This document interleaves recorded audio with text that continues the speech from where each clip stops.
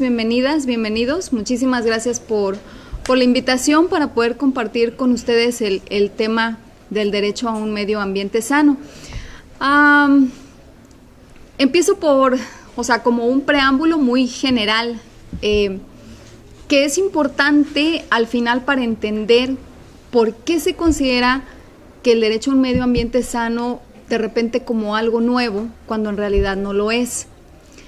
Recordemos un poco que cuando se da la Declaración Universal de los Derechos Humanos en 1948, hay una intención de los países firmantes en mejorar las condiciones de vida de las personas y se habla de proteger la dignidad humana. Entonces se hace una declaración de principios generales, pero al ser únicamente principios generales, pues no resultan obligatorios o vinculantes para los países. Años después tenemos la firma de dos pactos, el Pacto de Derechos Civiles y Políticos y el Pacto de Derechos Económicos, Sociales y Culturales. Esto de repente pareciera no tener mayor relevancia porque pues son firmados en 1966, ¿no? Y pues simplemente se hacen dos pactos. Pero sí genera una brecha de diferencia muy importante. ¿Por qué? Porque a los derechos civiles y políticos se les da un reconocimiento o se comienza a trabajar sobre ellos de una manera distinta a cómo se concibe a los derechos económicos, sociales y culturales. Y esto fue así porque se tiene una idea errónea de que las obligaciones de las autoridades sobre derechos civiles y políticos son más fáciles de cumplir que las obligaciones sobre derechos económicos, sociales y culturales. ¿Y por qué? Porque se razona que para respetar derechos civiles y políticos solo basta que la autoridad se abstenga de realizar algunos actos. Esto es, recordemos que en esos tiempos se atentaba contra la libertad, ¿no? Las personas desaparecían o las privaban de libertad y entonces ahora la obligación del Estado se traducía en un voy a dejar de hacer esto y no me genera ningún problema, ningún gasto. Sin embargo, los derechos económicos, sociales y culturales se consideraron programáticos, de cumplimiento progresivo. Supuestamente requerían recurso y entonces los estados no lo tenían, los países no lo tenían y entonces se comprometieron a empezarlos a cumplir en las medidas de sus posibilidades. Eso ha hecho que al día de hoy, aunque no sea correcto, tengamos un rezago en materia de derechos sociales. Y va desde su reconocimiento constitucional. Si analizamos el derecho a un medio ambiente sano, el derecho al acceso al agua, son derechos que fueron incorporados a nuestra Constitución recientemente. Y es hasta que se incorporan en la Constitución que obtienen el carácter de derechos fundamentales. ¿Y qué pasa con los derechos fundamentales? Que una vez que están en la Constitución se hacen exigibles, ¿sí? Y entonces por eso se tiene la idea de que son nuevos. Pero les decía que no lo son porque ya desde el ámbito internacional ha habido una serie de firmas, de pactos que obligan al Estado mexicano a la protección del medio ambiente. Cuando hablamos de medio ambiente sano, de lo que hablamos es de la protección y conservación de recursos naturales. Cierto es, y mencionaba hace un momento, que los recursos naturales, la propia Constitución establece que pueden ser explotados o que pueden ser utilizados en bien de la sociedad. Sin embargo, también es cierto que los recursos naturales deben de ser conservados y protegidos, y esas son las obligaciones que tiene el Estado, ¿no? Esto lo menciono porque empezamos a tener un problema. Tenemos ya el reconocimiento de estos derechos como derechos fundamentales, pero su solo reconocimiento en la norma no garantizan su eficacia, ¿sí? Recordemos algo que se llama dentro de los principios de los derechos humanos, el principio de efectividad. O sea, el derecho ya está reconocido, pero ¿es efectivo? ¿Realmente se cumple, se garantiza, se protege? Y creo que no necesitamos ser expertas o expertos para decir que no es así, porque vemos todos los días acciones que nos dicen el derecho se está vulnerando, ¿no? Entonces, al estar como derecho fundamental, otra cuestión muy importante resulta ser la reforma en materia de derechos humanos de 2011. ¿Y por qué es trascendente? Recordemos que esta reforma nos dice que los derechos... gracias. Esta reforma nos habla de que es obligación de todas las autoridades promover, proteger, respetar y garantizar derechos humanos. Y en ese sentido, traslada a todas las autoridades la obligación de esa protección y garantía, que son Semarnat, que son Conagua, que es Profepa, que es la CONANT, que es la SEMAN y demás, sino todas. Esto llega también a las autoridades o a quienes operan la administración de justicia, ¿no? El grave problema que estamos teniendo es que en el primer momento que decimos, a ver, el derecho ya está en la Constitución, pero realmente no se está garantizando o no se están implementando políticas públicas que realmente los garanticen o no existen las leyes generales que realmente garanticen esa protección. Y entonces nos tenemos que ir a lo último que nos queda. ¿Qué nos queda cuando, aunque la norma exista, no se garantiza el derecho humano? ¿Qué es lo que nos queda? Demandar, ¿no? Se supone que sería como lo último que tendríamos que hacer. Y lamentablemente, pues está siendo la única vía real, ¿no? El tema aquí es que cuando acudimos a juicios, de repente, quienes llevamos estos asuntos consideramos que las autoridades judiciales tampoco tienen esta perspectiva de derechos humanos y no están observando esa obligación del primero constitucional que también les corresponde, que es promover, proteger, respetar y garantizar derechos humanos, ¿no? Entonces, la experiencia nos lleva un poquito a cuestionar toda esta doctrina que nos dice que no debe haber diferencia entre derechos civiles y políticos y derechos económicos, sociales y culturales, porque en la práctica vemos que sí la hay. Nos cuestionamos lo que la doctrina nos dice cuando nos dice que el derecho fundamental reconocido en la norma, pues nos garantiza su respeto, ¿no? Porque estamos viendo que no es así. Y entonces resulta, insisto, que empezamos a llevar asuntos. Yo les quiero compartir dos asuntos. Uno que tiene que ver con medio ambiente sano y otro que tiene que ver con acceso al agua. Y aunque esta tarde hacemos referencia específica al medio ambiente sano, recordemos que los derechos humanos pues son interdependientes y son indivisibles. Entonces, al final, aun cuando hablemos de acceso al agua, también estamos relacionando con medio ambiente sano y viceversa, ¿no? El primer caso que les quiero compartir es el caso que yo defendí cuando fui estudiante de la maestría, que es el caso del fraccionamiento real del Bosque, y aquí lo que se demandaba era el acceso al agua, ¿no? A grandes rasgos, el fraccionamiento real del Bosque es, pues, quizá el fraccionamiento más grande en Tuxtla Gutiérrez, y cuando se desarrolló, y cuando se vendieron las viviendas, y cuando ya la gente estaba viviendo ahí, pues se dio cuenta de que no tenían agua, de que no estaban dentro de la red del servicio de agua potable, ¿no? El ayuntamiento responsabilizaba a la empresa bajo el argumento de que la empresa había dejado tirada la obra y no había terminado de construir la línea de conducción para conectar a la red general de agua potable. El tema aquí parece de una lógica muy sencilla. La lógica es así: el agua es un derecho humano. 1. 2. La autoridad encargada de suministrar el agua es el ayuntamiento. Entonces, en una cuestión tan lógica, lo que pensamos es, pues demandemos al ayuntamiento, ¿no? Que no nos está garantizando el derecho de acceso al agua. Entonces, así se hizo, se demandó al ayuntamiento. Ahorita ya se dice como muy fácil, ¿no? Se hicieron diversas acciones, pero lo más importante en este asunto tiene que ver con la sentencia que dictó la autoridad judicial. En este caso, la autoridad judicial concedió el amparo a las personas quejosas y ordenó la construcción de la obra que va a abastecer a este fraccionamiento. Sin embargo, aquí el punto radica en si el juicio de amparo es o no el recurso eficaz para garantizar la norma, ¿sí? Es decir, el derecho está contemplado en la norma, perfecto. No se cumple, hay que demandar.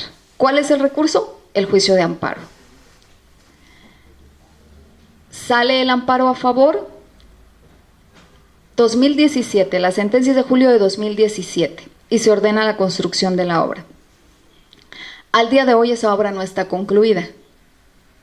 Y entonces la interrogante ahora es, ¿realmente está garantizado el derecho? Ya agotamos lo que teníamos que agotar, o sea, ya está en la norma, no se respetó, acudimos a la autoridad a hacerlo exigible, a demandarlo en la vía judicial, se ganó el juicio, pero la sentencia no se ha cumplido. Hay avances, es cierto, o sea, están haciendo la obra, pero si estamos hablando de que un juicio iniciado en 2016 y estamos a 2020, el derecho humano continúa vulnerado. Entonces, aquí la cuestión es si realmente hay una estrategia a nivel estatal, y me refiero a estatal como Estado mexicano, para que aquello que se reconoce como derecho fundamental sea eficaz, para cumplir realmente con la ratio de la norma, la razón de la norma, porque no es válido estar reconociendo derechos en la Constitución únicamente para cumplir con un estándar internacional, porque acompañado del reconocimiento fundamental debe venir la política pública y la armonización de las leyes que están reconociendo ese derecho fundamental, que eso creo ha sido el problema que hemos enfrentado, que el Estado mexicano ha tenido, porque no ha hecho esta otra parte, ¿no? El segundo caso que les quiero comentar tiene que ver, yo no sé si ustedes ubiquen los humedales en San Cristóbal de las Casas, María Eugenia y La Quist. Estos humedales de montaña son áreas naturales protegidas. Se hizo un decreto de área natural protegida. Además de ello, estos sitios fueron reconocidos como sitios Ramsar. México firmó una convención, la Convención Ramsar, que reconoce a estos humedales, escuchen esto, le dan un reconocimiento internacional como patrimonio ambiental de la humanidad, ¿sí? Están inscritos en un registro. Y bueno, eso está muy bien. El problema es que las cosas se hacen mal. Estos humedales están ubicados en propiedad privada, ¿sí? Entonces, cuando tú, autoridad estatal, haces un decreto sobre propiedad privada, tienes que dar el aviso a los dueños para que ellos sepan que entonces ya no pueden darle un uso diferente y tienen que estar de acuerdo, ¿no? Estos humedales generan el 70% de agua de San Cristóbal de las Casas.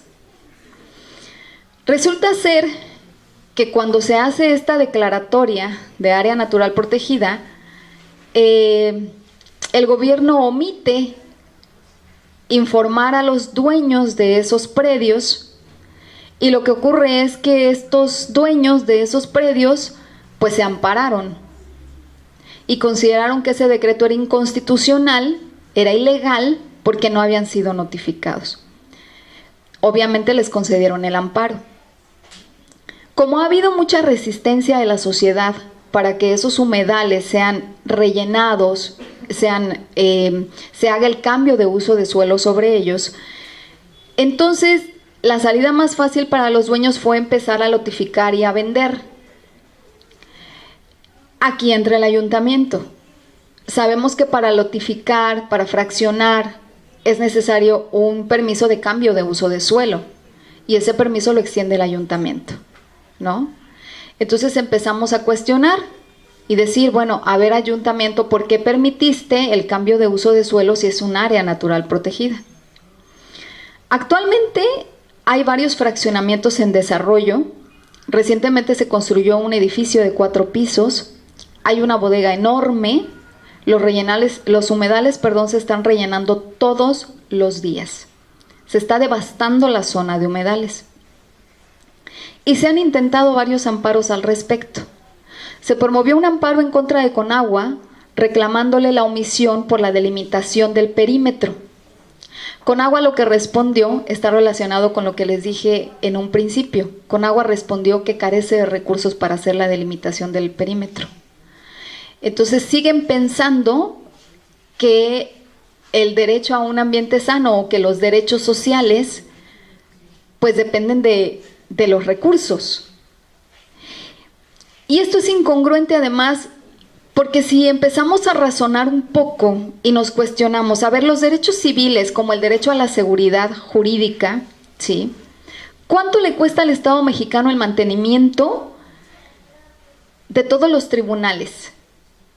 O sea, la operación jurídica, la operación judicial, perdón, ¿no? ¿Cuánto nos cuesta el acceso a la justicia? Nos cuesta muchísimo dinero. Nos cuesta probablemente el mismo dinero que nos puede costar el derecho a la salud. Y sin embargo, el derecho de acceso a la justicia está protegido porque existen tribunales en todo el país, pero el derecho a la salud parece que no, porque no hay dinero para medicamentos. Entonces, creo que desde las autoridades no se ha entendido que no hay diferencia entre unos derechos y otros, que son lo mismo, que es la misma protección la que debe brindar a los derechos civiles y políticos y a los derechos económicos, sociales y culturales. El día de hoy estuvimos en una reunión justamente sobre el tema de humedales, en donde estuvieron todas las autoridades involucradas y en donde hicimos la exigencia de cuál es su estrategia.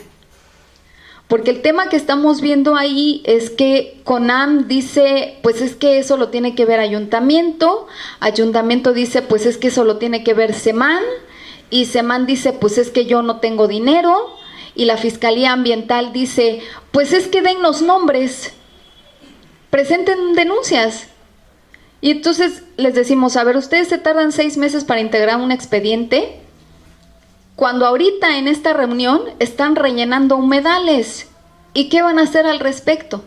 No, pues si hoy rellenan humedales, presenten su denuncia, y si mañana siguen, presenten otra, ¿no? Entonces, sinceramente,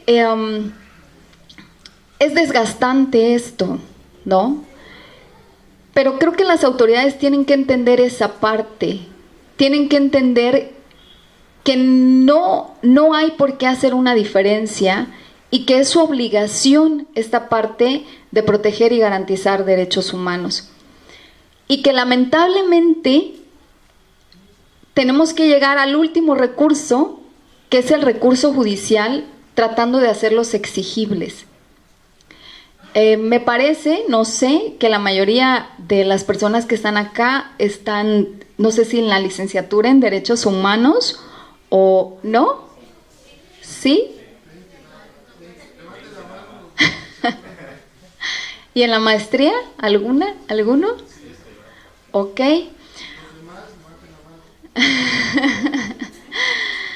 Bien.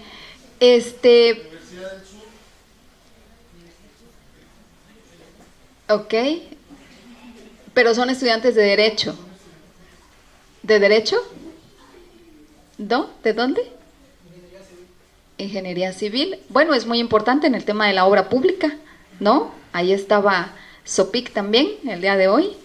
Entonces, al final del día es un tema que nos atañe a todas las personas, o sea, a la ciudadanía en general, ¿no? Porque otro tema que también otro problema que tenemos tiene que ver en juicio con el interés que acudimos a juicio, porque se nos cuestiona mucho, con la reforma en materia de derechos humanos en 2011, se abrió la puerta a iniciar juicios con interés colectivo y algo que se llama el interés legítimo. El problema se ha presentado muchas veces en la práctica para poder acreditar ese interés legítimo. Me preguntaban hace un momento, o sea, ¿yo puedo ir y decir, ¿están contaminando tal río? No. Porque lo que te establece el interés legítimo es que tú acredites que hay una afectación directa, ¿no? Entonces, insisto, por eso es importante la participación ciudadana, ¿no? Porque si de repente,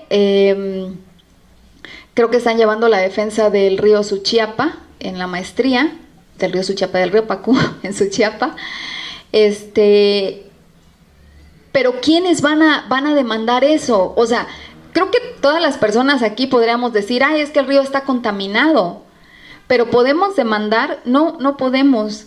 Los únicos que pueden demandarlo son los que habitan ahí y quienes están sufriendo esa afectación directa. Pero para que puedan hacerlo es importante que lo sepan.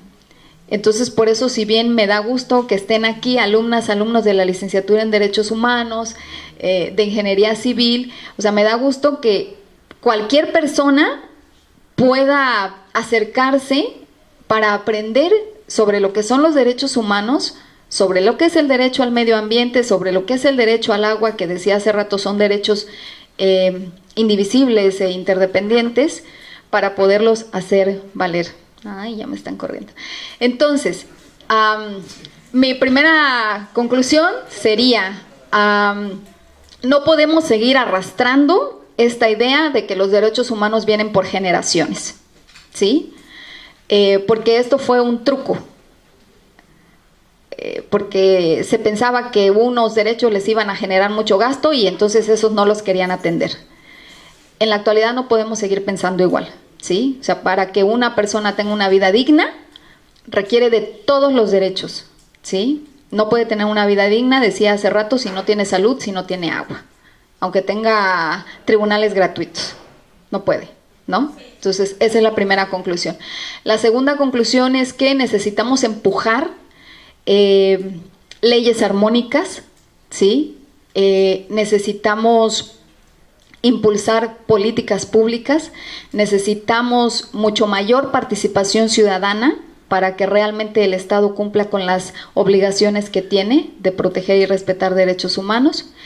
Y la tercera conclusión es que necesitamos exigir esos derechos humanos en la medida que los exijamos en las instancias, incluso internacionales, que el maestro Anchaita les podrá compartir un poquito más. Vamos a tener esa fuerza para obligar a las autoridades a dar cumplimiento a esos derechos. Bueno, en sí es el derecho al medio ambiente, pero como lo ha dicho la maestra Candy, todos los derechos son interdependientes, no se pueden dividir. Y bueno, todos estos derechos, recordemos que al afectar a uno, corre el efecto hacia los demás. O sea que, bueno, yo traigo lo que es un caso, que es el caso que llevé en la maestría de Defensa de Derechos Humanos del SECOCICE, el cual también me están presentando. Este caso habla principalmente de la violación al derecho a la vida. Y esta violación al derecho a la vida fue consecuencia de una afectación al medio ambiente. Y esa es la razón de que arrastra esta problemática hacia todo un ejido. Hacia todo el ejido que se denomina Ejido Emiliano Zapata. Este ejido, Emiliano Zapata, pues tiene una población de 1,500 personas, más de la mitad son mujeres, una tercera parte son niños, y pues se encuentran en estado de pobreza y vulnerabilidad. Se construye a un costado de ese ejido, a 2.3 kilómetros, el relleno sanitario de Proactiva Medio Ambiente, el cual ahorita se denomina Veolia. Bueno, yo les traigo más un ejemplo, en vez de hablarles de todo lo que es el derecho humano medio ambiente, mejor un caso en específico y cómo también se fue defendiendo. En este relleno sanitario, pues bueno, antes, en el 94, habían construido el basurero a cielo abierto. En el 2006, pues se concesiona a la empresa y, bueno, ahorita es el que está en la actualidad. Pues bueno, como había mencionado, pues fue un caso de defensa de la maestría, Cuando empecé a dirigirme con la población, pues lo hice mediante entrevistas en el 2017. Se entrevistó casi la mayoría de la población de casa en casa y se detectó en ese ejido un patrón de fallecimientos de cáncer, que son 10 de estómago en ese momento, del 2006 al 2017. Ya cuando se solicitó información al INEGI sobre la estadística de los casos de fallecimiento en esa localidad, pues se detectaron 21 casos de fallecimiento de cáncer de hasta el 2018. Ahorita hay 6 personas que tienen cáncer en esa localidad.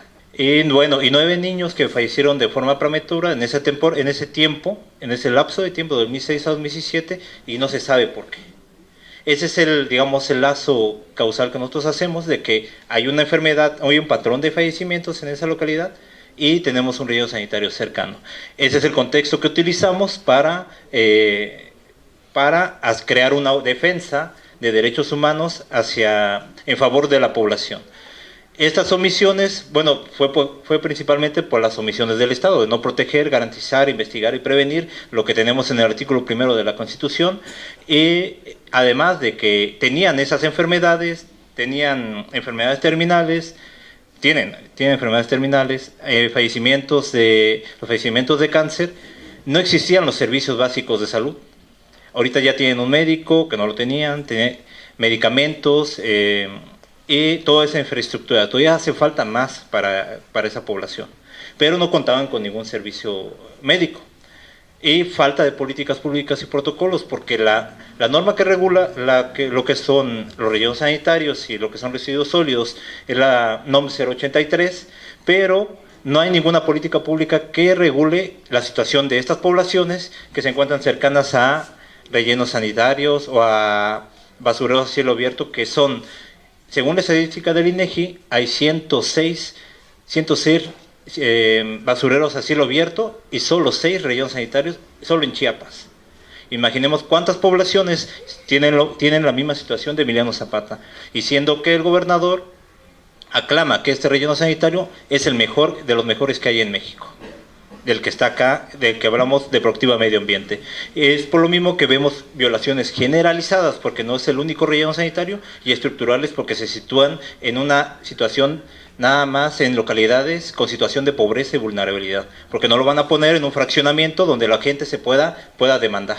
Siempre están cerca de un ejido, una población pobre. Bueno, y los derechos violados pues son el 4, 5, 19 y 26 de la Convención Americana, del Protocolo de San Salvador y los de la Constitución Política. Bueno, se hizo el análisis del objeto de defensa, que es la reparación integral, que se investiguen los casos de fallecimiento, que la gente se sienta satisfecha, que se restauren todos sus derechos, desde la salud, medio ambiente, y la no repetición, que no existan más de ese tipo de proyectos que no son sostenibles y que no tienen los elementos necesarios y no cumplen la misma norma oficial. Y principalmente la transformación de la sociedad y el Estado. Bueno, este caso primero se defendió el 16 de abril presentando una queja ante la Comisión Estatal de Derechos Humanos. En esta queja emiten medidas cautelares y pues sigue en proceso desde 2018 hasta la fecha, sigue en proceso. No han emitido ninguna recomendación y pues uno de los obstáculos, me adelanto, ha sido porque la falta de autonomía de la Comisión Estatal de Derechos Humanos, porque el presidente prefiere dar conferencias, prefiere dar cursos, que realmente ser un defensor de derechos humanos. La presidencia de ahí pues la tienen de una parte en la cual no existe ninguna defensa hacia la población chiapaneca de ese lado. Lo único que me sirvió fue para documentar. Ahorita les voy a explicar por qué. Bueno, se presentaron 2 amparos, uno desde 2018, los dos en el 2018, en el cual ya tenemos una sentencia favorable y se encuentra en recurso de revisión, y el juez segundo de distrito estimó principalmente el principio de precaución.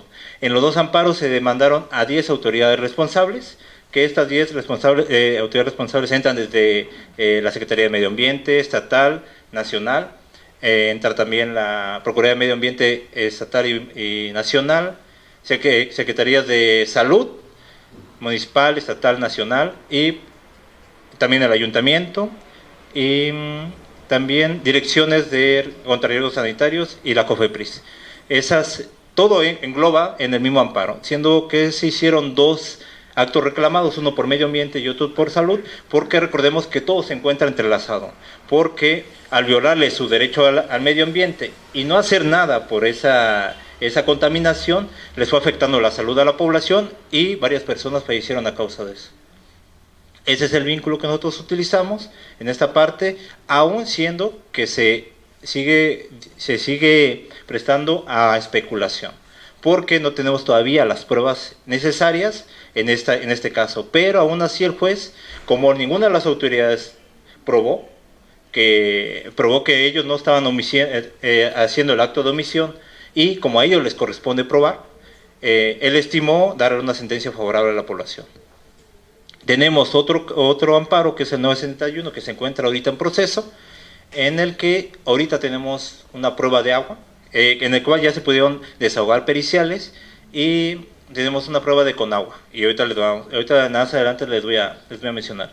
Ya como había mencionado, los obstáculos, la Comisión Estatal de Derechos Humanos y las autoridades que niegan el acto reclamado. Eso es típico en todo amparo, porque, bueno, ahí va la respuesta, ¿por qué las autoridades, por qué es principalmente invertirle al Poder Judicial y no a todo el ámbito de salud, el ámbito de medio ambiente? Porque las autoridades administrativas nunca van a admitir un error. Nunca van a admitir que no investigaron, nunca van a admitir que no protegieron a la población. Prefieren más invertirle a estos procesos jurídicos porque son más pesados para las víctimas. Son unos procesos largos que llevamos nosotros desde 2017 investigando, y en el proceso de 2018, y ya llevamos en este caso ya casi 3 años, en el cual que para las víctimas a la mayoría les parece largos y costosos, en los cuales prefieren más desgastar a una víctima, una persona, que realmente darles acceso a estos servicios.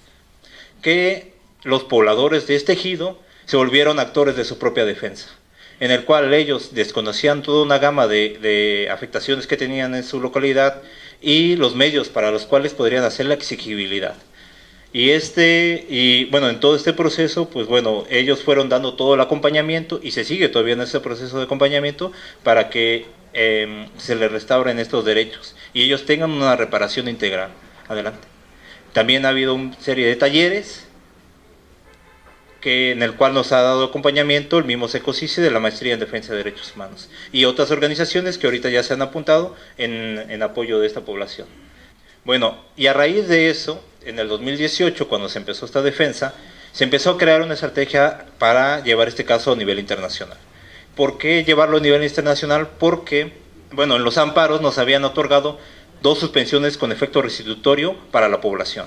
Nos otorgaron medidas cautelares de la Comisión Estatal de Derechos Humanos, y aún teniendo estas suspensiones con efecto restitutorio, que son jurisdiccionales y que son de forma vinculatoria para el Estado, las autoridades no hicieron nada.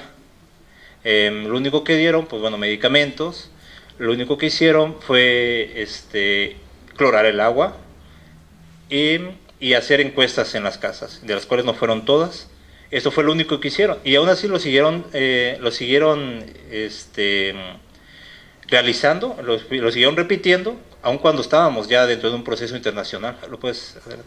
Bueno, nosotros decidimos presentarle este caso a la Comisión Interamericana de Derechos Humanos en diciembre de 2018, y bueno, nos notifica la Comisión Interamericana de Derechos Humanos que le solicitaron información al Estado. El Estado les da el informe de que este caso, de que ya habían clorado el agua, que ya habían dado las encuestas, ya habían hecho todo esto, y para la Comisión la Comisión Interamericana, pues no fue suficiente, porque el Estado ya tenía esas medidas que habíamos solicitado y no las había cumplido.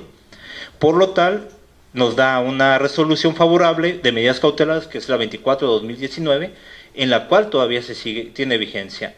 Adelante. Que estas medidas cautelares son principalmente que le den atención de salud a la población, que les den protección, y que existe una investigación técnica. Esta investigación técnica no está precisada, porque es el Estado quien tiene que estar obligado a investigar esos patrones de fallecimientos, es el Estado quien debe prevenir estos casos y proteger a la población. además de que debe tomar en cuenta a los beneficiarios en toda clase de decisiones, cosa que nunca hizo, porque tuvieron reuniones en Secretaría de Gobierno con diversas autoridades y nunca tomaron en cuenta a los beneficiarios. Son cuestiones que ya se le informó a la comisión y que se encuentran violando esa resolución, el mismo Estado. Este caso, ahorita se encuentra, lo último que tenemos en este caso, se encuentra en cumplimiento de estas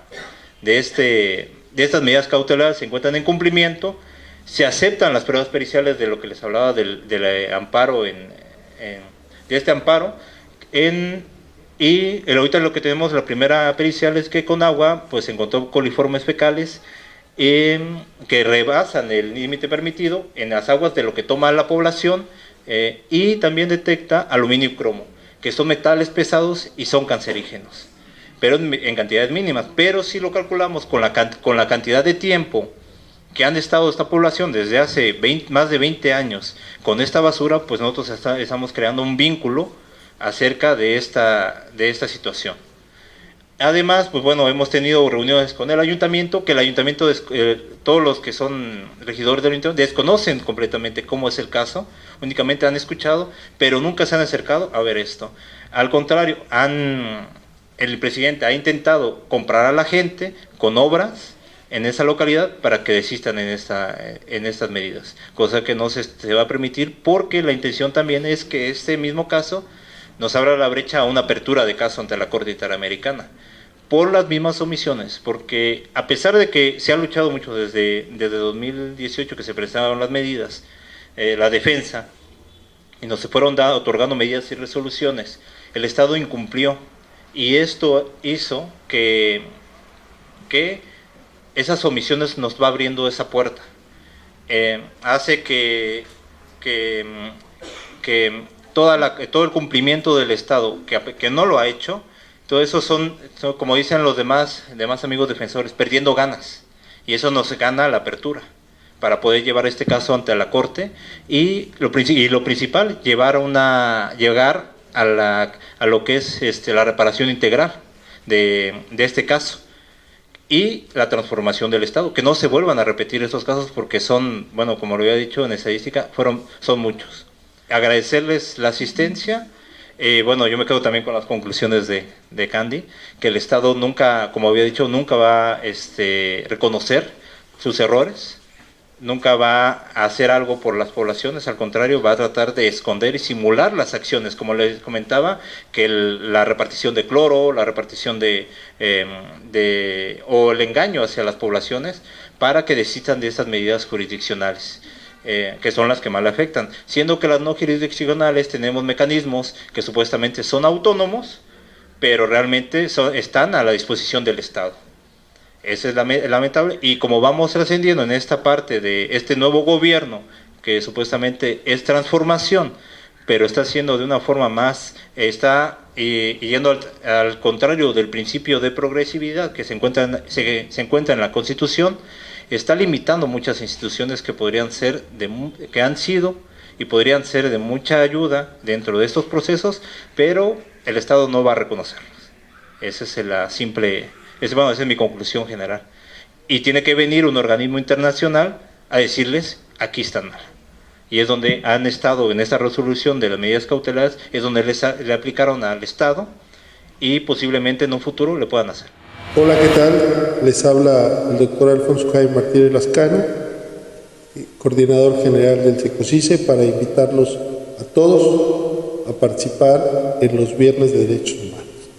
Hemos tocado temas interesantes como derecho a la protección de la salud, derecho a la protección del medio ambiente. Próximamente vamos a hablar de los derechos de la protección a la mujer en el contexto actual. Los invitamos, entrada libre, nos vemos todos los viernes de 6 a 7:30 de la noche. ¿En dónde? En la librería del Fondo de Cultura Económica, aquí en la UNASH. #Todos somos SECOCICE.